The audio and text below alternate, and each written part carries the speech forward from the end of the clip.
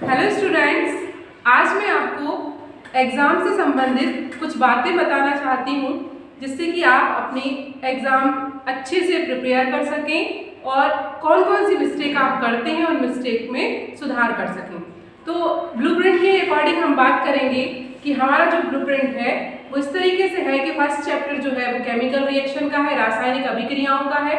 उसमें से 6 मार्क्स का आपका क्वेश्चन आने वाले हैं। टोटल मार्क्स 6 हैं। इनमें से 1 मार्क का ओटी आएगा, एक 2 मार्क का क्वेश्चन आएगा और एक 3 मार्क्स का क्वेश्चन आएगा। तो हमें 3 मार्क्स में क्या करना है, 3 मार्क के 4 क्वेश्चन आते हैं। आपको पता है सारे पेपर में एक जैसा ब्लूप्रिंट है, इसमें कंफ्यूज होने की तो कोई ज़रूरत ही नहीं है कि हमें 3 मार्क के 4 क्वेश्चन आते हैं। तो 3 मार्क में आपका क्या क्या आ सकता है, जैसे केमिकल इक्वेशन वाला चैप्टर है तो केमिकल इक्वेशन बैलेंस करना आ सकती है, डिफरेंसेस आ सकते हैं और डेफिनेशन आ सकती हैं। तो डेफिनेशन में मैंने आपको पहले भी क्लास में भी कई बार बताया है कि डेफिनेशन में हम लोग डेफिनेशन लर्न करते हैं और साथ में उनके एग्जाम्पल लर्न करते हैं। तो आप लोग एग्जाम्पल को बिल्कुल भी ना छोड़ें और डेफिनेशन तो आपको करना ही करना है। साथ में आप 2 एग्जाम्पल लर्न करके रखें जिससे कि हमें एक ही लिखना है लेकिन दूसरा भी हमें याद होना चाहिए, हम उस टाइम पर ना भूलें। ठीक है, तो ये केमिकल इक्वेशन वाले चैप्टर में आप लोग वैसे भी सब कुछ पढ़ते हैं। ओटी केवल 1 नंबर की आएगी जो कि आपको बहुत अच्छे से आती है आप लोग। और आपको क्या करना है, हर चैप्टर का व्हाट यू हैव लर्न, हमने क्या सीखा, इन पर आपको जरूर ध्यान देना है। जो चैप्टर के लास्ट में जो महत्वपूर्ण बिंदु दिए रहते हैं उनके बारे में आपको जरूर पढ़ना है। सब कुछ पढ़ें, आपके पास प्रश्न बैंक है और भी बहुत सारी गाइड वगैरह कॉपी जो अपन लोग हमेशा पढ़ते रहते हैं वो भी हैं, लेकिन बुक के लास्ट में जो पॉइंट लिखे हुए होते हैं उन पर आपको ध्यान देना है। बाकी सब आप साथ साथ पढ़ते हैं। तो आपको सारी डेफिनेशन पढ़ना है फर्स्ट चैप्टर में से, उनकी डेफिनेशन की साथ साथ उनके एग्जाम्पल लर्न करना है, बैलेंस करना आपको आता है, एक क्वेश्चन वो आता है और डिफरेंसेस लर्न करना है। डिफरेंस क्वेश्चन बन के ही आता है कि जैसे कि विस्थापन अभिक्रिया और द्विविस्थापन में क्या अंतर है, संयोजन और वियोजन में क्या अंतर है, इनके एग्जाम्पल आपको याद करना है। ठीक है, सेकंड चैप्टर पर चलते हैं। तो अम्ल एवं क्षार, एसिड एंड बेस चैप्टर का नाम है। उसमें से भी 6 मार्क्स का क्वेश्चन आना है, 2 ओटी आना है और एक 4 मार्क का क्वेश्चन आना है। तो 4 मार्क्स में ज़्यादातर आपके डिफरेंसेस ही आना है कि डिफरेंस जो होते हैं वो 4 मार्क्स में आते हैं। तो आपको डिफरेंस लर्न करना है, अम्ल और क्षार, एसिड और बेस में क्या डिफरेंस है। ठीक है, और जैसे ही डेफिनेशन आती है कभी कभी 4 मार्क में ऐसा भी होता है कि 2 मार्क के 2 क्वेश्चन वो ऐड कर देते हैं ए और बी करके। तो आपको 2 नंबर के भी क्वेश्चन उनमें से तैयार करना है, क्योंकि छोटे छोटे आंसर होते हैं तो बड़ा आंसर उस चैप्टर में से नहीं बन पाता, तो वो 2 नंबर के 2 क्वेश्चन दे देते हैं। तो ऐसा ना सोचें कि 4 नंबर का क्वेश्चन आना है तो हमें 2 के छोड़ना। ठीक है, तो 2 नंबर वाले क्वेश्चन भी आपको तैयार करना है, जैसे उदासीनीकरण अभिक्रिया क्या है, न्यूट्रलाइजेशन रिएक्शन किसे कहते हैं, या हम एसिड और बेस की रिएक्शन कराते हैं तो क्या बनता है। इस तरीके से आपको क्वेश्चन लर्न करना है। अब आता है धातु एवं अधातु, मेटल एंड नॉन मेटल। उसमें से भी आपका 6 मार्क्स की क्वेश्चन आना है, 4 मार्क्स की ओटी आना है। 4 मार्क्स के जो ओटी हैं वो हम लोग बुक में से लर्न कर चुके हैं, सारे लर्न कर चुके हैं। और आप लोग जो मेटल और नॉन मेटल में जो भी याद करते हैं उनके बारे में एक अलग से ही चीज़ें दी हैं कि जैसे कि कमरे के ताप पर कौन सी धातु द्रवावस्था में पाई जाती है, या कौन सी अधातु ऐसी है जो चमकीली होती है। इस तरीके से हाथ पर रखने पर, हथेली पर रखने पर कौन कौन सी धातुएं पिघल जाती हैं, या चाकू से कौन कौन सी धातुएं काटी जा सकती हैं। इस तरीके से क्वेश्चन आपके आते हैं और आप लोगों ने सब कुछ याद करके रखा है, बस आपको क्या करना है, एग्जीक्यूट करना है। हम लोग की तैयारी पूरी है, एग्जाम की प्रिपरेशन आप लोग की पूरी है, बस आपको एग्जीक्यूट करना है। जो इसको अच्छे से कर पाएगा वही ज़्यादा नंबर ला पाएगा। तो मैंने आपको पहले भी बहुत बार बताया है कि आप लोग जब भी तैयारी करें तो एग्जाम्पल लर्न करें। यदि एग्जाम में पूछा भी नहीं गया क्वेश्चन में कि एग्जाम्पल लिखिए, पर आपको लिखना है, क्योंकि उससे एक इम्प्रेशन पड़ता है चेक करने वाले पर कि बच्चे को बहुत कुछ आता है और हमारी कॉपी भी बहुत अच्छी दिखाई देती है एग्जाम्पल करने से। और जहाँ जहाँ डायग्राम की ज़रूरत है, आपको डायग्राम भी टाइम टाइम पर बनाना है। क्वेश्चन में ऐसा नहीं लिखा रहता कभी कभी कि आपको डायग्राम बनाना है, लेकिन हमें आपके जो नोट्स लिखे रहते हैं ऊपर नोट डले रहते हैं कि जहाँ आवश्यकता हो वहाँ चित्र बनाएं। तो वो हर क्वेश्चन में नहीं लिखेंगे, लेकिन जहाँ आपको जरूरत लगती है वहाँ आप डायग्राम बनाएं। ठीक है, तो ये हो गए 3 हमारे चैप्टर। कार्बन एंड उसके यौगिक, ये जो 4th चैप्टर है, इसमें से बच्चे कंफ्यूज हैं कि क्या रिड्यूस हुआ है और क्या हमें करना है। तो हम लोग का सब कुछ क्लियर है कि हमें क्या नहीं करना है ना। संतृप्त और असंतृप्त यौगिक जो है वहां तक हमें करना है, और उसमें जो भी इंक्लूड है, जैसे कि बिंदु संरचनाएं हैं, उनके स्ट्रक्चर बनाना है, उन सबको आपको प्रिपेयर करना है। ठीक है, अपरूपता किसे कहते हैं, कार्बन की संयोजकता 4 क्यों होती है या कितनी होती है, या कार्बन चारों तरफ क्यों पाया जाता है, इतने उसके यौगिक कितने क्यों पाए जाते हैं इसमें, बस आपको यही करना है। और कुछ उसमें से 4 चैप्टर में से ज़्यादा कुछ नहीं करना। एक जो क्वेश्चन आएगा वो आएगा आपका 4 नंबर का। तो एक क्वेश्चन आपको करना है कि साबुन की सफाई प्रक्रिया समझाना है, और साबुन और अपमार्जक में क्या अंतर है, ये क्वेश्चन आपका आता है। ठीक है, इसको आपको पीछे जो चैप्टर है उसको छोड़ना नहीं है, आपको टॉपिक है साबुन और अपमार्जक, उसको जरूर करना है। साबुन की सफाई प्रक्रिया और साबुन और अपमार्जक में अंतर, ये ध्यान रखना है। तत्वों का आवर्त वर्गीकरण जो है उसमें से 3 नंबर का क्वेश्चन आता है।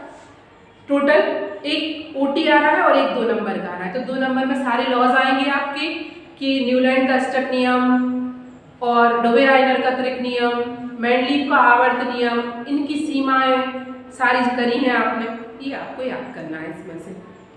अब आता है आपका 6th चैप्टर, जो कि सबसे ज़्यादा मार्क्स का चैप्टर है, बायो का 9 मार्क्स का चैप्टर है।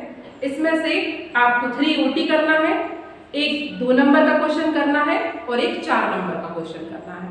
तो इसमें आपको सारे डायग्राम अच्छे से तैयार करना है। और डायग्राम कैसे तैयार करना है कि आप कोडिंग बना लें कि इस डायग्राम के इतने नेम, और एक भी नेम आपको छोड़ना नहीं, सारे नेम। जरूरी नहीं होता कि डायग्राम बहुत सुंदर बने, लेकिन जरूरी होता है कि वो लेवल्ड नेम उसमें पूरे क्लियर है ना। तो सभी लोग पेंटर नहीं होते, ये तो आपको पता है, लेकिन नेमिंग अच्छे से होना चाहिए और एक एक पार्ट क्लियर होना चाहिए डायग्राम का, ये आपको ध्यान रखना है। उसके बाद आता है हाँ जय प्रक्रम में सारे, ये जो 6 चैप्टर है इसके बारे में ही बात करूँ मैं, जैसे कि एक 2 नंबर का और एक 4 नंबर का क्वेश्चन आ रहा है ना, तो उसमें आपको डिफरेंसेस हैं जो मैंने आपको लर्न करा रखे हैं। वायविक और अवायविक श्वसन में अंतर, स्वयं पोषी पोषण और विषम पोषी पोषण में अंतर, बहुत सारे जाइलम एंड फ्लोएम में अंतर, धमनी और सिरा में अंतर। तो हो सकता है कि एक डायग्राम और एक डिफरेंस आए। इस तरीके से आपको इस चैप्टर को तैयार करना है। ओटी आपके एंजाइम में से आ सकते हैं, कौन कौन से एंजाइम कहाँ से सीक्रेट होते हैं, कहाँ से निकलते हैं, ये सब आपको पढ़ना है। ठीक है, उसके बाद 7 चैप्टर आता है। तो 7 चैप्टर में से केवल 3 ओटी आ रहे हैं, तो आप लोगों को ओटी पर ही ध्यान देना है, किसी भी आंसर को लर्न नहीं करना, ओटी करना है। जहाँ से भी आपको ओटी लगती है, सबसे ज़्यादा मैंने आपको एक बात पहले ही बताई थी कि आपको महत्वपूर्ण बिंदु पर ध्यान देना है कि हमारे कहाँ से क्वेश्चन बनते हैं। ठीक है, उसके बाद 8 चैप्टर आता है, वो सबसे 7 मार्क्स का है। 7 मार्क्स में से 5 मार्क्स के आपके ओटी आ रहे हैं। तो ओटी में आपको सबको पता है, सारे प्रश्न बैंक में बहुत सारे वैरायटी के ओटी हैं। तो इतनी वैरायटी के ना करने से आप लोग चैप्टर को टॉपिक वाइज पढ़ें और उसमें अंडरलाइन करके या फिर महत्वपूर्ण बिंदु पर ध्यान देके ओटी को तैयार करें। और एक जो क्वेश्चन आएगा वो 2 नंबर का क्वेश्चन आएगा। तो उसमें 2 नंबर के हिसाब से आपको इस तरीके से तैयार करना है कि आपका आंसर लेंदी ना हो, क्योंकि हमें वर्ड लिमिट पर ध्यान देना होता है कि हमारी जो वर्ड लिमिट है वो बाहर नहीं जाना चाहिए, है ना। जो कि सर ने भी आपको पहले बताया है कि हमें पूरी कहानी नहीं लिखना, हमें क्या करना है कि क्या कहते हैं। उन्होंने पूछा है कि उदासीनीकरण अभिक्रिया किसे कहते हैं, तो इसमें सारी बातें इंक्लूड होना चाहिए कि उसे किसे कहते हैं, ये हमारी बात आना चाहिए। उसके बाद एग्जाम्पल, है ना। तो किसे कहते हैं का आंसर आपका तैयार होना चाहिए और वर्ड लिमिट का ध्यान रखना है, नहीं तो आप कहानी लिखने बैठ जाए और जो चीज़ पूछी है उससे हट जाए।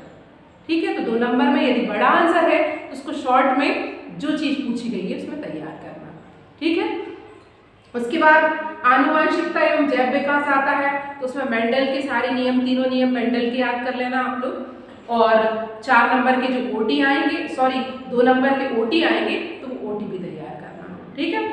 और उसके बाद है 10 चैप्टर प्रकाश परावर्तन एवं अपवर्तन। इसमें से 8 नंबर के टोटल क्वेश्चन आएंगे, 2 नंबर का ओटी और एक 2 नंबर का और एक 4 नंबर का। तो 4 नंबर में आपके क्वेश्चन सवाल भी आ सकते हैं, क्योंकि इस बार बोर्ड के जो गवर्नमेंट स्कूल के जो प्री बोर्ड के पेपर थे उसमें 4-4 नंबर में सवाल दिए थे उन्होंने। तो सवाल आपको तैयार करना है, हो सकता है दोनों ही सवाल आ जाए या हो सकता है एक सवाल और एक डिफरेंस या एक डायग्राम। इसमें से मानव नेत्र वाला जो 11 चैप्टर है उसमें से मानव नेत्र का डायग्राम है। तो इस तरीके से इसमें सम है, रूल्स हैं, परावर्तन और अपवर्तन के नियम, दर्पणों के उपयोग। हो सकता है 4 नंबर में 2-2 नंबर के 2 क्वेश्चन आपको ये पूछ लिया जाए कि उत्तर दर्पण के उपयोग और अवतल दर्पण के उपयोग लिखिए, है ना। तो इस तरीके से आपको तैयारी करना है। और मानव नेत्र उस वाले चैप्टर में 5 नंबर की टोटल क्वेश्चन आएंगे, उनमें से 2 नंबर के ओटी हैं और एक 3 नंबर का क्वेश्चन है। तो डायग्राम आप मानव नेत्र का तैयार करें और सारे कारण, उस चैप्टर में सारे कारण आप लोग रखें कि सूर्योदय के समय आकाश लाल क्यों दिखाई देता है, नीला क्यों दिखाई देता है, अंतरिक्ष में आकाश काला क्यों दिखाई देता है। इस तरीके से जितने भी कारण वाले क्वेश्चन हैं वो सब आप तैयार करें, वो जरूर पेपर में आते हैं। और पढ़ाते समय मैं ये भी बताती रहती हूँ कि कितने % इसके आने की चांसेस हैं और कौन सा क्वेश्चन हमारे बोर्ड वालों को सबसे ज़्यादा पसंद आता है। जैसे कि फर्स्ट चैप्टर में ऊष्मा शोषी अभिक्रिया और ऊष्मा क्षेपी अभिक्रिया में क्या अंतर है या किन्हें कहते हैं, उदाहरण सहित लिखो। तो ये तो फेवरेट क्वेश्चन रहता है। फेवरेट क्वेश्चन मैं आपको बताती हूँ बोर्ड वालों के फेवरेट कौन से, तो वो क्वेश्चन आपको सबके ऊपर % लिखा है, कितने % आने की चांसेस है। उसके बाद विद्युत वाला चैप्टर आता है, इसमें से भी सवाल आने के चांस है। 2 नंबर का एक क्वेश्चन आना है, 2-2 नंबर के 2 क्वेश्चन आना है, ओटी आना है 2। तो इनमें से सारे मात्रक पूछे जा सकते हैं कि किसका क्या मात्रक है, प्रतिरोध का मात्रक, विभवांतर का मात्रक, विद्युत धारा का मात्रक, इन सबके मात्रक जरूर आप याद करें, या फिर किसको किस में नापा जाता है ये भी आपको करना है, ठीक है। किसको किस में नापा जाता है, विद्युत धारा को किस में नापते हैं, विभवांतर को किस में नापते हैं, इनके सबके मात्रक। ये क्वेश्चन ओटी में बनते हैं क्योंकि इजी पढ़ते हैं, सारे बच्चे आसानी से कर लेते हैं। और चुंबकीय प्रभाव में केवल बहुत कुछ हट गया है, 6 नंबर का क्वेश्चन आना है, 3 ओटी आना है और एक 3 नंबर का क्वेश्चन आना है। तो 3 नंबर में आपका चुंबकीय बल रेखाओं का गुण वाला और एक दाएं हस्त वाम हस्त अंगूठ हस्त नियम, ये आपको याद करना है, ठीक है। वो मैंने आपको पहले ही पढ़ाते समय बता दिया था कि आपको कौन कौन से क्वेश्चन इसमें से आ सकते हैं। बाकी जो 14, 15 और 16 चैप्टर हैं, ये चैप्टर तो आप लोग बचपन से पढ़ते आ रहे हैं, 6th क्लास से पढ़ते आ रहे हैं। इनमें से जो भी क्वेश्चन आपके पेपर में आएंगे उनको आप 100% कर सकेंगे, क्योंकि ये हमारी दैनिक जीवन से जुड़े हुए आंसर होते हैं। तो आप थोड़ा सा भी सोचेंगे तो उनको हल कर लेंगे। इस तरीके से आप माइंड सेट करके अपनी तैयारी करें और कुछ भी मिस ना होने दें, इसका ध्यान रखें। डायग्राम पे जरूर फोकस करना, डिफरेंसेस पे फोकस करना, तो इस तरीके से आप उसको तैयार कर सकते हैं। Thank you. आप लोगों को बहुत बहुत शुभकामनाएं पेपर के लिए पहले से ही।